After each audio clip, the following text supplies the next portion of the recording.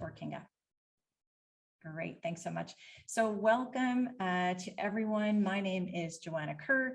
I'm a librarian here at the London Public Library Central Branch. I'll be your moderator today, and we also have Kinga Colton behind the scenes helping out with the City of London's Community Diversity and Inclusion Strategy. Kinga, if you want to give a wave.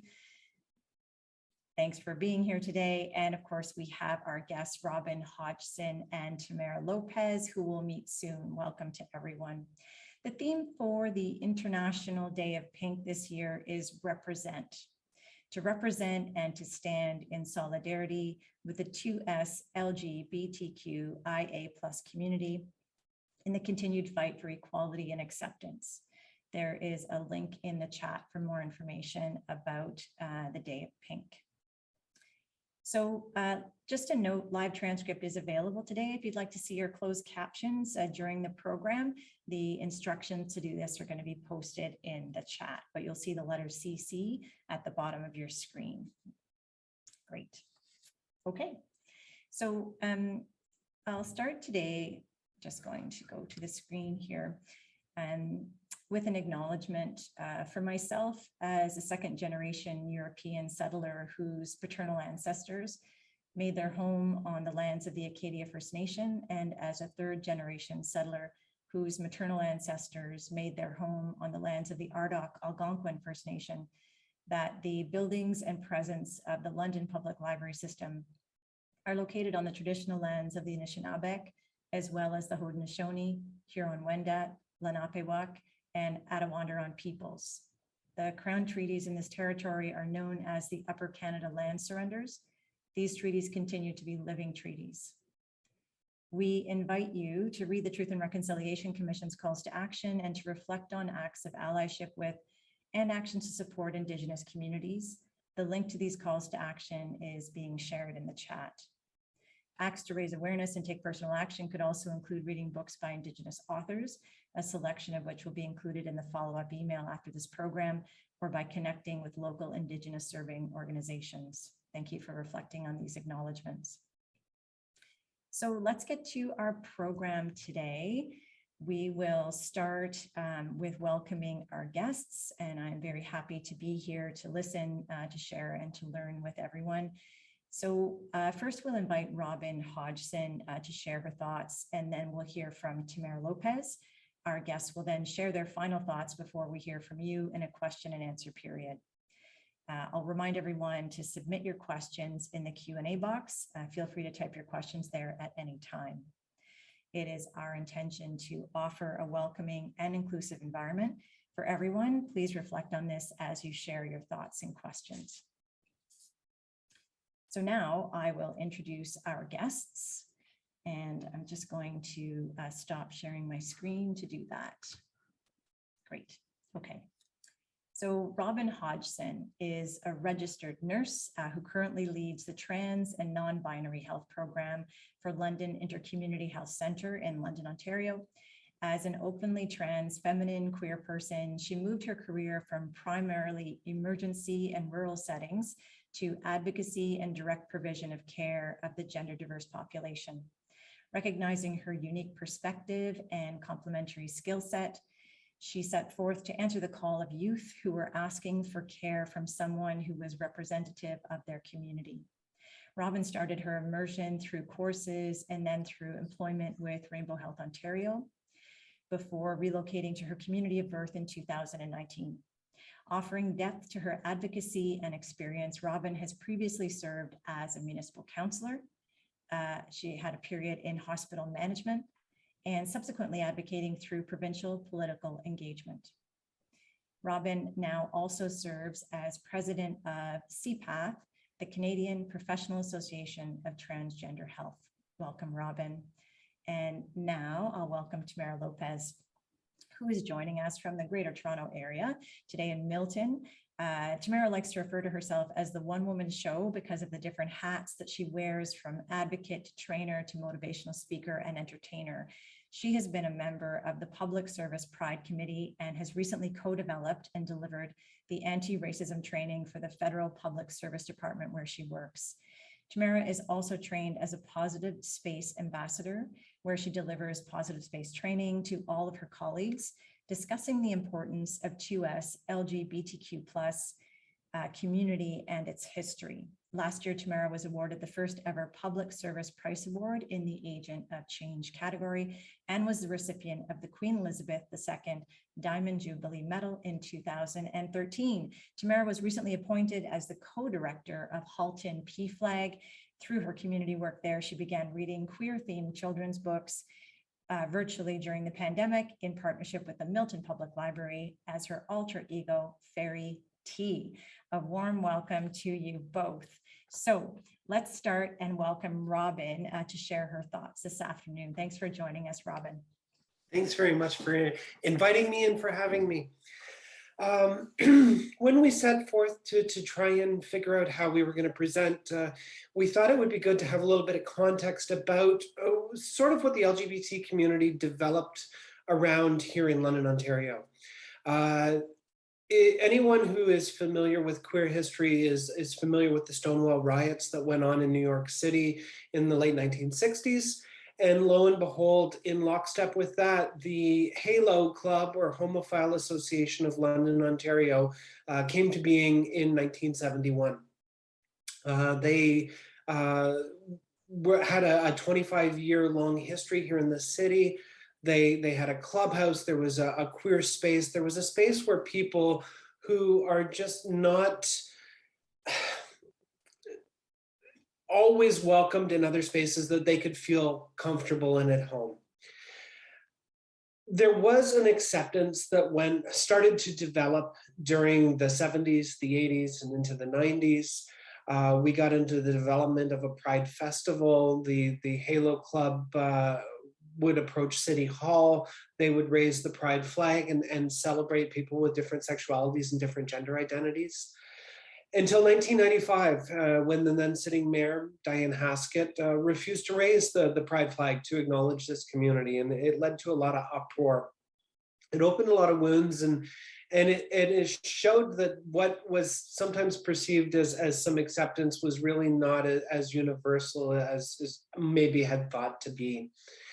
Time progresses, the HALO Club matured and then kind of wound up in the early 2000s, right around the year 2000, the clubhouse was sold. And then we have found more integration of the broader LGBT community in society in general. That doesn't always mean that there was a welcome. I can remember back in the late, like 2009, 2010, not so very far from here, Tilbury, I think it was, two lesbians were holding hands, and it ran into a big kerfluffle with the police being involved and being called out in the small community. So acceptance has been slow to come.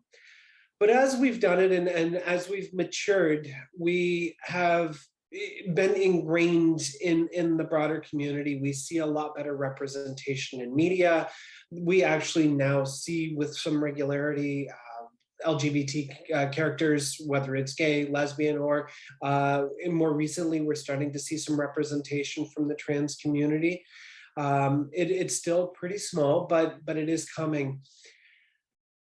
For me as an individual, growing up in that environment I described, high school in the late 1980s here in London, being assigned a male body at birth, you just didn't want to be seen the least bit effeminate. It was seen, you were called out, there was derogatory terms. I don't like to repeat them because those that experience them still find them rather traumatic. But at the same time, I want to give a shout out to the community as it exists right now in our ability to reclaim some of those terms. And so we have organizations that start with the word Q, and of course, not Q, queer, and those to reclaim it, to own it, to be representative of that community is a little bit of a coup d'etat for us.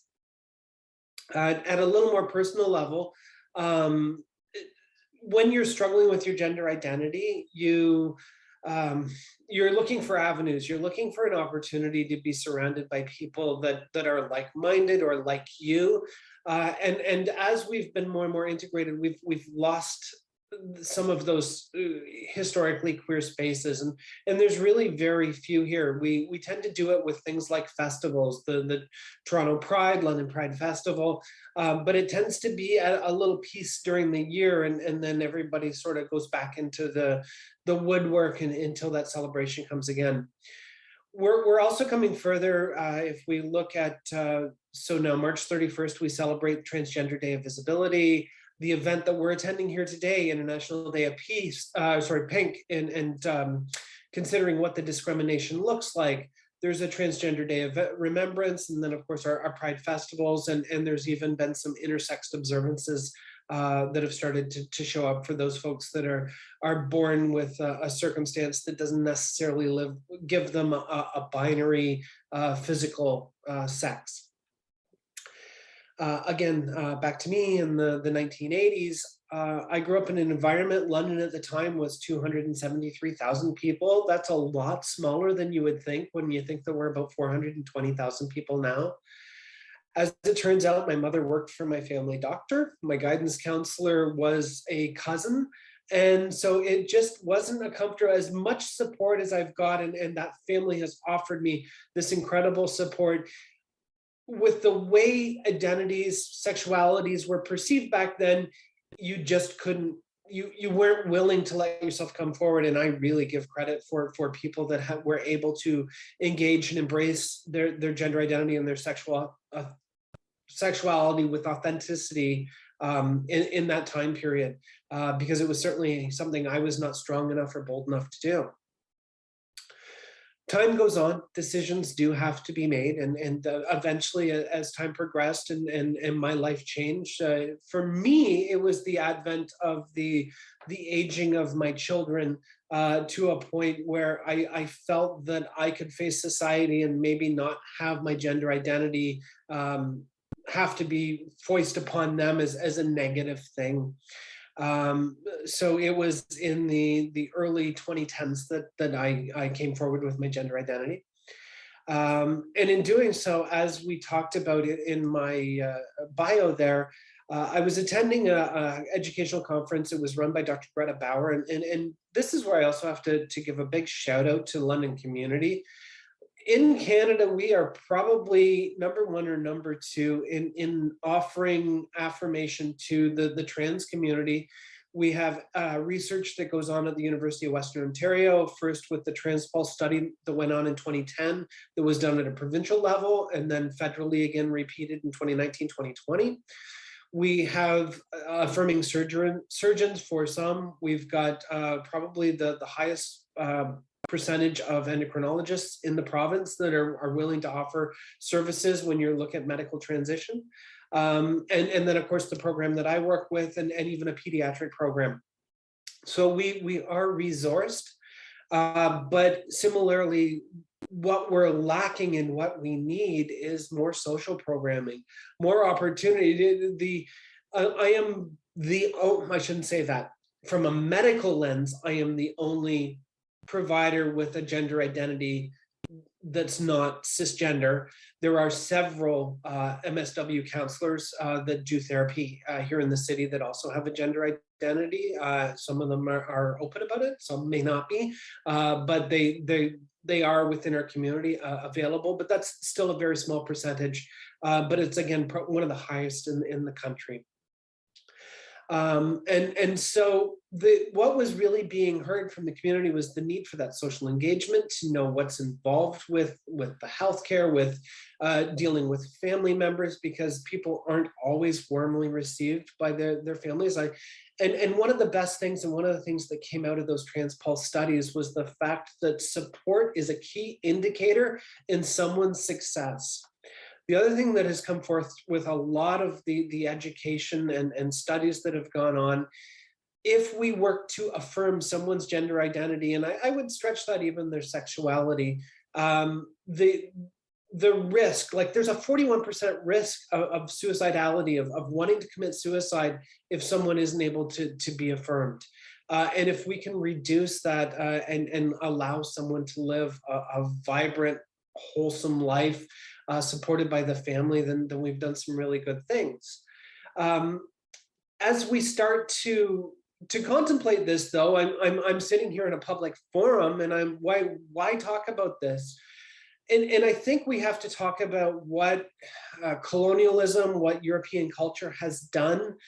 We have given or been presented with a very firm binary dynamic in what sexuality and gender identity look like. You're supposed to be born into one gender or one sex, and you're supposed to like the other one. But as time has gone on, and what we know is brains develop in different ways. That a very simple, quick poll, I would challenge anybody to whether they're left-handed or right-handed. And if you happen to be right-handed, you're about 90% of the population, which would equate to the percentage of the population which is cisgender and has a heterosexuality. They're attracted to someone else. When we talk about left-handedness, it appears in about 10% of the population. And again, somebody's maybe cisgender, born into a body that is appropriate to what they know of themselves, their authenticity, but has a sexuality. They're attracted to the same as them. And then when we start getting into trans and non-binary, and we really have to account, because trans individuals like myself exist very much on the binary, but gender expression, gender identity is very much it's like a color palette. If you think of the wheel, it can go in many different directions and be blended back and forth. And some folks are not comfortable falling on that sort of left, right, yes, no, and that we call that non-binary. And going back to my analogy about handedness, we're about 1% of the population is ambidextrous, equally good with both hands, and about 10% or 1% of the population is a gender identity that's not what's assigned to that sex at birth. And then equally those non-binary folk, they call it cross dominance. And with cross dominance, you're good at some things with your right hand, you're good at some things with your left hand, but you're not necessarily. So I challenge anybody, just think as easy as handedness when you, and also think about what that colonialism has looked like when in the parochial school system, there were nuns running around with a ruler and whacking fingers for not using the dominant hand. And all our population is looking for is for a level of acceptance. So you're not coming at us with that ruler, though we can walk through to the grocery store and not be ostracized for just trying to be who we are. I timed myself. They gave me 12 minutes, and I know there's question and answer. So I'm going to wrap up there. And I know that Tamara's got a bunch more to tell us today. Thank you so much, Robyn. Much appreciated. And it's really helpful to hear that context of London, both as a space, queer space, having queer spaces, and also, as you say, some of the resources that we have here and have had in the past. So thank you very much for that. And as Robyn mentioned, questions anytime in the Q&A to get to our Q&A period at the end. So now I will welcome in Tamara Lopez to share her talk. Now, welcome, Tamara. Thank you very much for having me, Joanna and the London Public Library. And again, thank you to Robyn for sharing your story as well. It's always nice to hear from others in the community and what their experience is like, because everyone in the community has their own individual experience. So myself personally, my name is Tamara Lopez. My pronouns are she, her, and hers. I grew up in Mississauga, Ontario. My background is my parents are from Jamaica. And if anyone knows certain Caribbean countries really well, Jamaica might fall in one of the countries where it might not be safe, for example, to be who you truly are and be a part of the queer community there. I also grew up in a household that was very religious. My mother being Seventh-day Adventist and myself going to a Catholic school. So learning about the Bible and the teachings of it and what it says in terms of individuals that might fall in or fall under the homosexual umbrella, very interesting dynamic for myself to live that way at my house and at school, when you realize in yourself And I believe I was really young at the time when I felt that I was different than my sister, for example. It can be very difficult for someone to live with. And there is a lot of shame and guilt that also could come with that as well. I grew up in the 80s and the 90s where things were very different than how society is today. I meant to actually start my own alarm clock too. And rather ironic, you called me the one woman show and I wear many hats. I actually have a hat on today, which is rather ironic. And I'm also left-handed, Robyn, just so you know. So I'm like a bunch of different things. But that's what intersectionality is like. When I was in high school, there was a rumor that started about myself with another female. I went to an all-girl high school. And I was brought into the principal's office and no one likes going there. And I was asked, there's this rumor about you. And I was in my OAC year at the time. So grade 13, which isn't a thing anymore. And I was asked about this particular rumor about myself with other student. And they're like, well, you know, if you are gay, then we'll have to expel you from the Catholic board and send you to a public school for the rest of your OAC year before you go off to, you know, post-secondary education. And as Robyn had mentioned, the numbers are staggering in terms of youth that fall under the 2S LGBTQIA community that end up being on the streets and homeless because they are unable to be who they are in their homes. So the only safe space they may actually have is school, for example. And for me, that was taken away from me at that moment. I was referred to go and see the school psychologist, and then I was told to go see the social worker from the school. And I had to basically make this rumor go away because the fear of my mother finding out, especially when I was not even 19 at the time, about a potential orientation that would not fit in the ideals of what she was hoping for a Jamaican Christian woman was very difficult. I was referred to a group called Peel Pride. At the time, again, during the time when I grew up in the 90s, there weren't a lot of resources available that individuals can go to because it wasn't openly spoken about still being part of the community. So for me, it was amazing to be able to go to this group. It was once a week on a Tuesday from 7 to 9 p.m. where you were with other youth that were experiencing the same things that you were at home or at school. And this now became my chosen family. And I'm still best friends with one of the individuals I met when I was 18 years of age. I went to my first Pride Parade with the group and I felt accepted and I felt seen at that time, which I didn't even know people like me existed is the word I'm going to use, because there wasn't individuals that reflected myself in the media, on television, in movies. It didn't exist. Or if it did, it was one person and maybe they were a white male, for example. So I knew someone that was gay, but it was Elton John or it was Liberace. And these people that were successful. And that's really all that the media ever portrayed as like someone that has all this talent. Sure, maybe they're gay, but we won't really discuss that because they make money. So there wasn't a lot of other sorts of diverse elements. It was only like later on that I learned about the Stonewall riots and people like Marsha P. Johnson. And it's fantastic to see that, again, the diversity that exists in the community as well. So then fast forward, I graduated, went to University of Windsor. When I was in Windsor, I discovered that there maybe wasn't a location on campus for students like myself to feel safe and feel welcome. And it was important for me that now that I wasn't at my mother's house, I was going to be a bit more open and vocal about activism and what I can do to make a difference. So myself and another student, we co-founded Out on Campus. And I also took gay and lesbian studies while I was there. And to this day, the space is still in existence. It's really important because when you go again to a school, and this might be the only safe space you have, it's important to know that you can be who you are, especially on campus, when you might be away from your family, thousands of miles from home or many kilometers away. So it was really important that we created that safe space, identified it with a flag, and we had events that we were able to do and go to conferences, and we got actual funding, and we had status as an official group as part of the University of Windsor, which was very heartwarming. So I took that and I brought it with me in terms of activism when I got my full-time career with the Federal Public Service.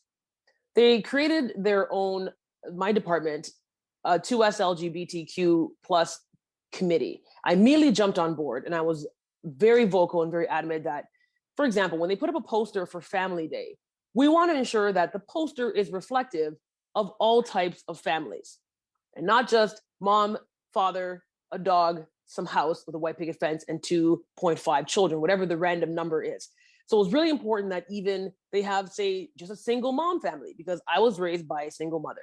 So we want to make sure that we also had, maybe my family has 2 fathers. So different types of families to celebrate Family Day, because we don't want to be exclusionary by design.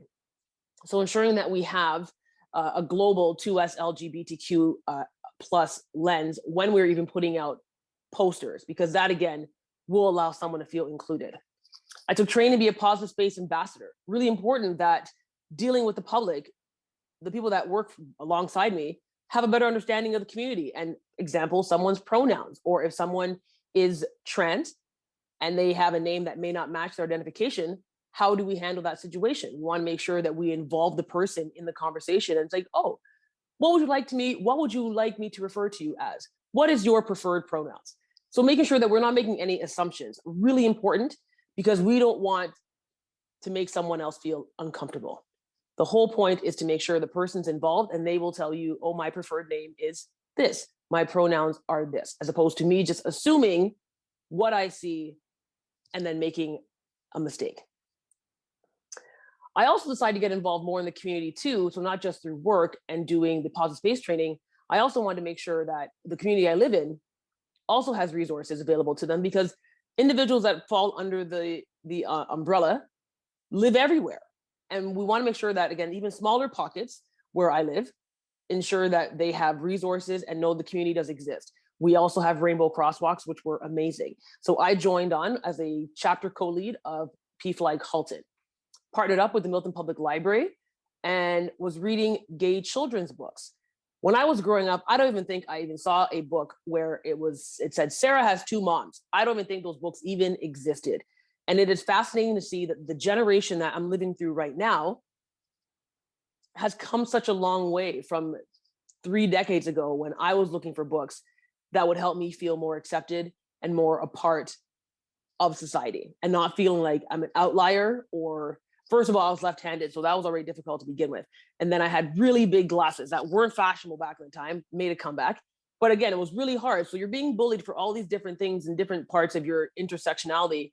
And then just adding on, for example, your sexual orientation that might differ from somebody else is even more difficult for somebody. So I read these books as fairy tea on a rainbow bench that we had painted. And it really makes a difference. It opens up that conversation for parents with their children, also for teachers and their students, because that's how we're able to change and grow as people, is by having those conversations and unlearning and then relearning. I also decided that I wanted to be more active in the federal public service. And so I joined on with Public Service Pride Network. And then through all my activism with them, along with another group I'm part of called Serving with Pride, I ended up receiving the Public Service Pride Award as an agent of change, which for me, looking back, and what my mother said to me a long time ago when she first found out, I think I was about 22, and she threatened harm to herself, which was very traumatic. But I think as I grew older, I realized that she had to also kind of, I'm going to use the word, grieve the image she had for me in the future. So it wasn't going to be, say, me walking down the aisle with a man having 2.5 children. So that is something that a loss that she had to also go through as well. And I guess when you're selfish, you don't really realize that it affects people very differently. But she didn't think that I was ever going to have a job or have any friends or anything along those lines in terms of success, or even finish university, because based on how she was raised, being gay was almost some sort of a death sentence to her. And to turn around many decades later and then show her this award and let her know, I'm hoping that as you've seen me grow as a person and all the work that I've done and how vocal I've been, that you realize it isn't what you thought a very long time ago. And I mean, she's slowly come around. I mean, it's taken a while, but she's definitely more open and more receptive and actually having conversations with me about it, because I think it just comes from a place of lack of knowledge and lack of education, a little bit of ignorance. And that's why we're also here to ensure that we get the message across to other people, because that's how we, again, learn about each other. And I don't want to make sure I don't forget anything, because there's just so much that goes on.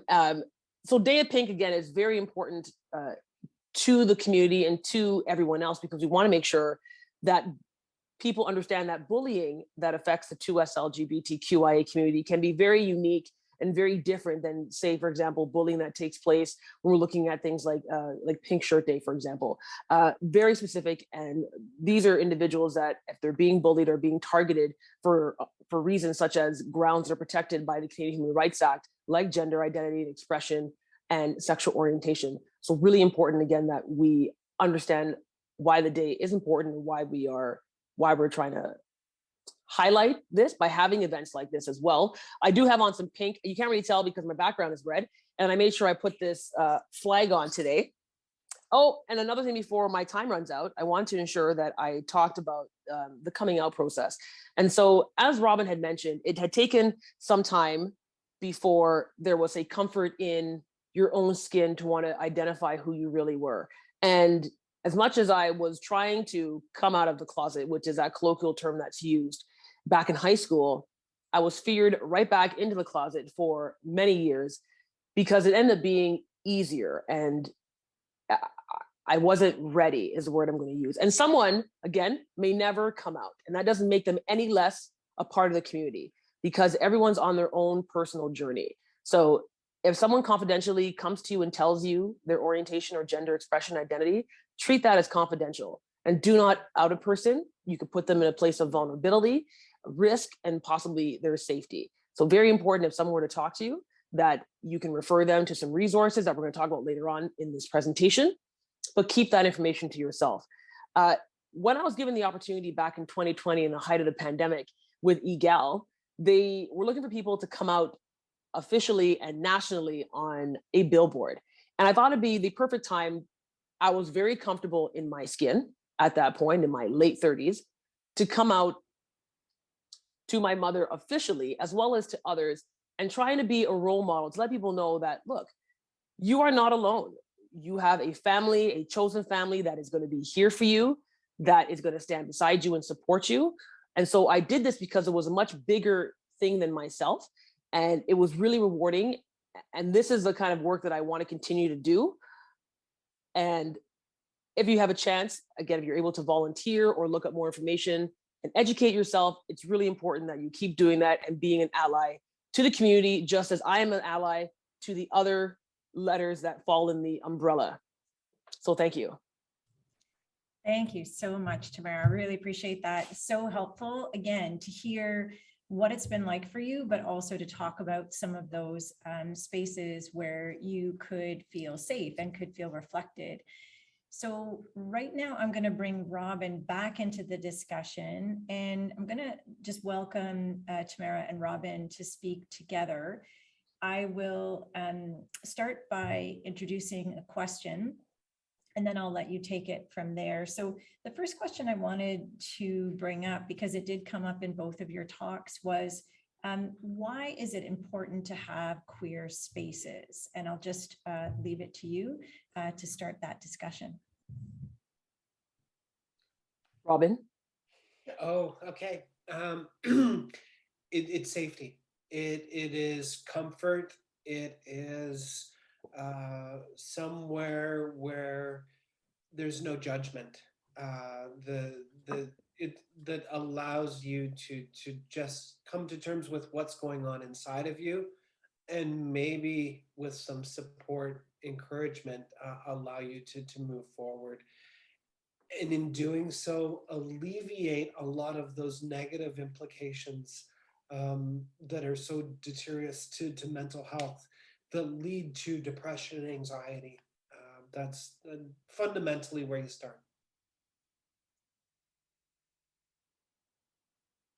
I would have to echo what Robyn says, and I think it's important that safe spaces exist in many places, because you never know when someone might be in need of support or in a crisis mode, and they aren't able, for example, to turn to, we'll say, with someone, clergy, for example, or their own family.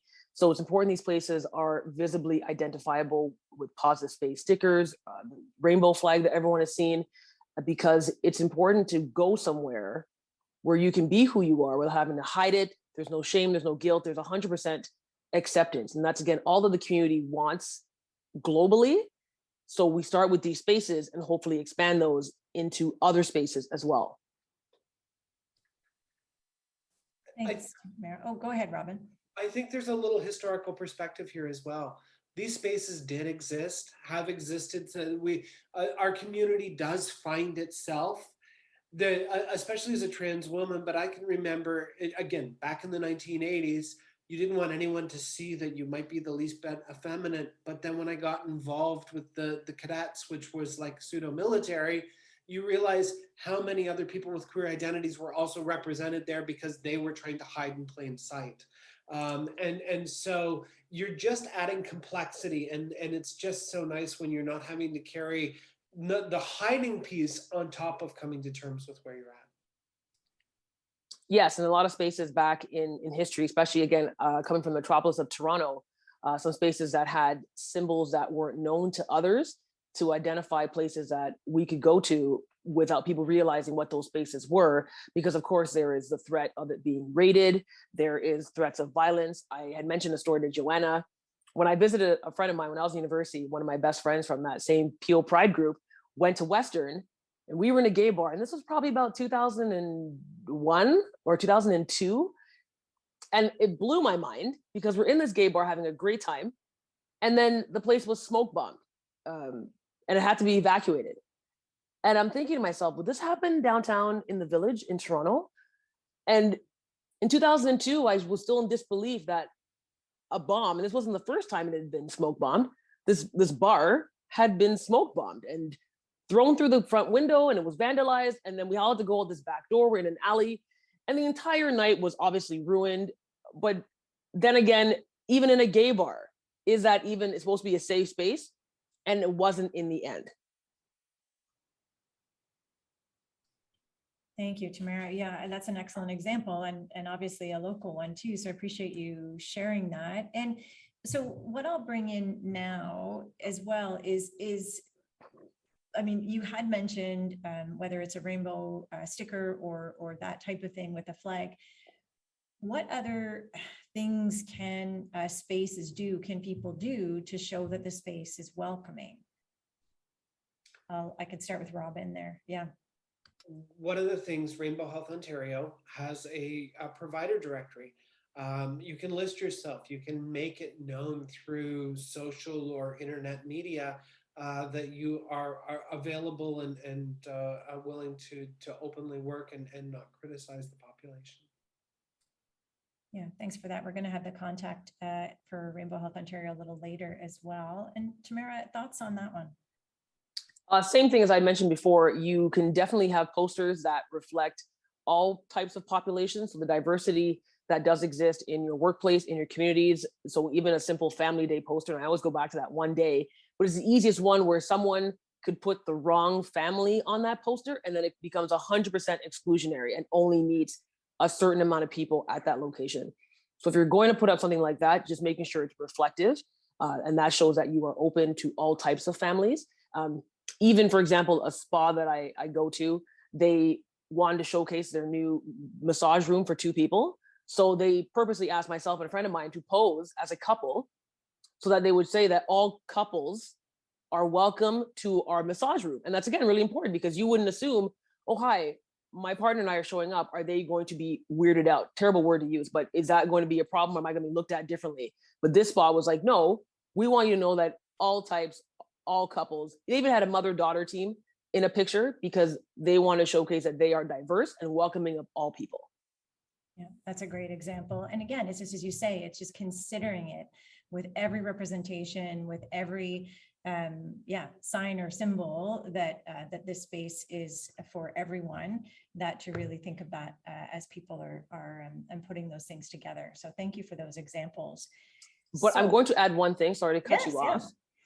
What we also have to take into account as well, and I'm sure that Robyn has experience with this too, when it comes to the month of June, and we call this pink capitalism, I want people to know that just because Winners has a float in the parade, or Jack Astor's has a float in the parade, or Winners sells, for example, like rainbow mugs, you also have to look at what are they doing behind the scenes. Because yes, it's a great time for Doritos to have, for some reason, rainbow Doritos, okay? People will jump on board like, hey, I like money. But then the rest of the year between July and then May, are they still supporting the community? Like I know, for example, Starbucks, do a lot behind the scenes and will donate money throughout the year. And it's not just, hey, come in and get this rainbow smoothie in June, make money, and then disappear. Because if you're celebrating Pride, you have to celebrate it all 12 months out of the year. Robyn, any thoughts on that? I concur 100%. We don't need symbolic representation. We need consistent and predictable engagement. And this is where when we're identifying safe spaces, it needs to always be space. And the one thing that we talked about symbols and inclusion that way, but we have to think about the language we use. Because Tamara in her talk spoke a bit about pronouns, but have encountered, we don't want to default to something like they, them, because it's neutral and it's good for everybody. Some people have tried very hard to achieve their gender identity, and we want to honor that. So to take the time to actually get to know them as an individual. Yeah, that's an excellent point. Thank you both for that. It was just nice to have some extra time together before we move to the next segment of our program. So what I'm going to start with, I had alluded to it, is just one last slide to share with some of those resources, and we'll share the links in the chat as well, so that you can visit those, and I'll send them in a follow-up email as well. So no worries if you don't get them. So let me just do a quick screen share now so that I can share those. Stand by. I've done it again here. Just not the fastest here. All right, getting there. Okay. Let's see if this works. Okay.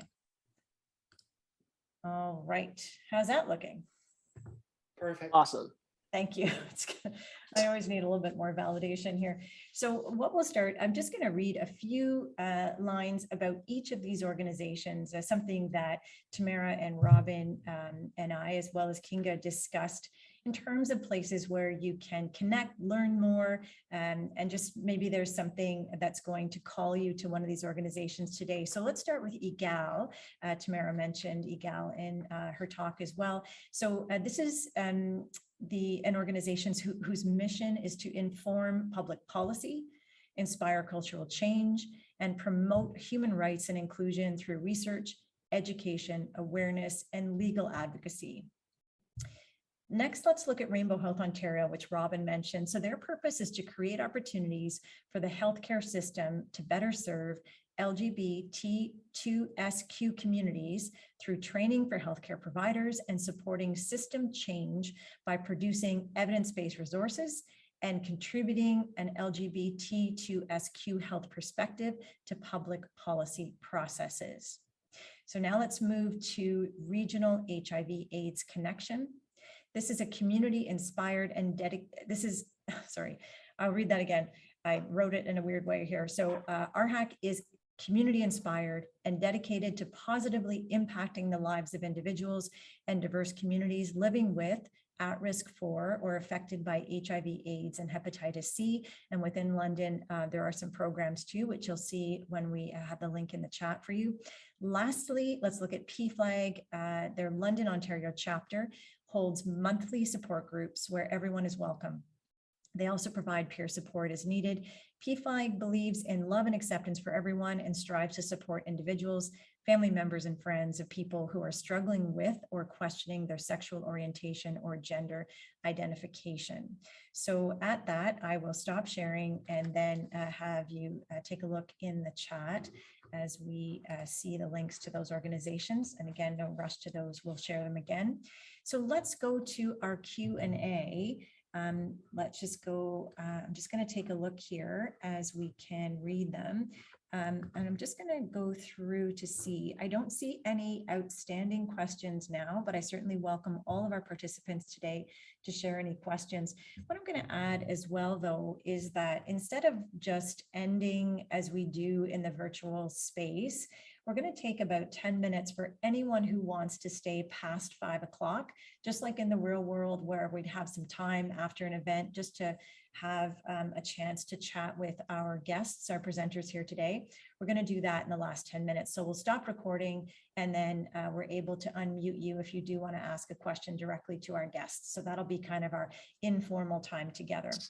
But in the meantime, I think what we could do now is just maybe start with a question as well. I'm just going to go through my notes here. But I think, again, we've talked about spaces, we've talked about safety and inclusion. And I think also what comes up when I hear your talks as well is, I mean, obviously community. So, and Tamara, you mentioned it when you talked about being an ally within the community as well. And I wonder if you could talk a bit more about that. For sure. It's really important, again, with groups that are the minority within a larger population, that we are also there for each other as well. So for the longest time, I may not have known an individual that was a member of the trans community, for example, because I may have had my 2-3 male gay friends over here, but then I have my lesbian group over here, and I'm always, for example, at girl parties, for example. So if I go out with my girlfriends, it's just a group of us females that are out. And then, for example, gay men may have their own spaces. So when I started to do more work and realize that some of the spaces that I was going to may not have always been the most welcoming to someone that identifies as a trans member, which is not something that everyone can realize. So say, for example, a lesbian bar, someone that might be a trans woman may not feel 100% welcome in that space. It's important to highlight everyone that's in the community and how we should be working together. So I attended my first trans pride parade in 2019. It's relatively new, Robyn, correct me, but in Toronto, and it's on the Friday evening. So I went out and they were handing out the trans flag, and I made sure that I was there, and I was there in support, just like I would have been at the Dyke March on the Saturday and then the gay parade on the Sunday, because I want to make sure that I'm also visibly supporting the other members of the community too, because allyship isn't just, again, from without. We have to make sure it's also within. And I can't correct you on the time frame. I know it was there when I was there in 2018 for the parade, but it certainly doesn't have the same duration or history. What I can say is, even with Toronto Pride, when that was my first Pride in 2018 when I went down to Toronto, and they had on the map an area that was dedicated for the trans population, and there was nothing there. I was approaching people at the entrances. It just didn't, nobody had put it together. So that is, it's almost like lateral violence within our community. We pay homage to it, but then we do nothing about it. And when we started talking, I'm hoping part of what comes up today is some empowerment, because I want to draw attention to what's happening in some of the smaller communities around us. So if we look down the road at Windsor, Trans Wellness Ontario, it started out as WE Trans Support, or Windsor Essex Trans Support, has a standalone, first in North America, if not in the world, trans support organization. We've got Diversity Ed that's running Safer Space in Sarnia. We've got Spectrum in Waterloo. There's a Pride storefront opening in Stratford. London has no dedicated queer space. We've got nothing. So maybe this is a call to action for everyone here. If we look at what's going on around us and recognizing, we're telling you, we need some space. We need a combined space where everybody that fits under our acronym and those that support us can come together and try and move forward and feel included and welcome. Yeah, well said indeed. So as far as I can see, and my tech backup can support me here, I don't see any open questions to be answered. So please feel free to put them in the Q&A. So it's that little kind of double speech bubble at the bottom of your screen if you'd like to. Again, the option to hang out afterwards for a few minutes. So let's have another chat there, because as I say, like, a lot came up in the talks that you offered. But I want to keep it open as well to other topics that maybe you couldn't get to, because we did limit you in terms of the time that you had today to share. So actually, why don't I leave it to you?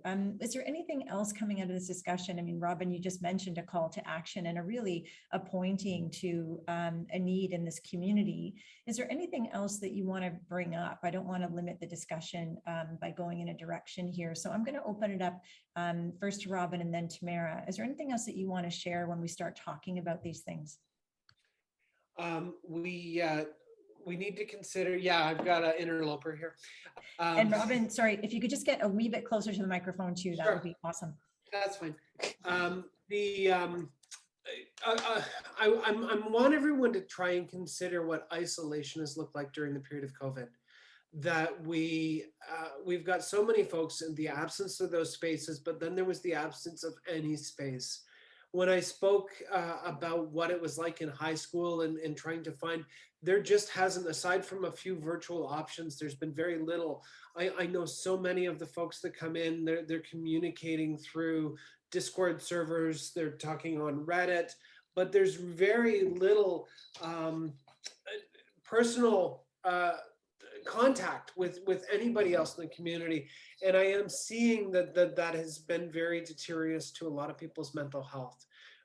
So equally, if you're seeing someone that's isolated, try, if you are able, if you're equipped, to reach out to them and include them. Thank you. Yeah, that's a good message too. Tamara, would you like to just again, anything that you would like to bring up that we kind of maybe restricted your time a bit, but something that comes up after all the discussion we've had today? No, but I did want to make sure that I kind of say something on behalf of International Day of Pink as well. And just to maybe give you a background as to why the theme is represent this year. So I do have to read something. It's off of a piece of paper, so I apologize. The theme, of course, we know is to represent. And it's really important that, again, we show up. So representing things like equality, represent diversity, inclusivity, solidarity, kindness, courage, and representing acceptance, among so many other things. It's important, again, on a day like today, on the Day of Pink, that we know people stand by proudly wearing pink and using this campaign to stand in solidarity with the 2S LGBTQIA+ community in their continued fight for equality and acceptance. Because that's, again, what I mentioned earlier, acceptance is what we're looking for on a global scale.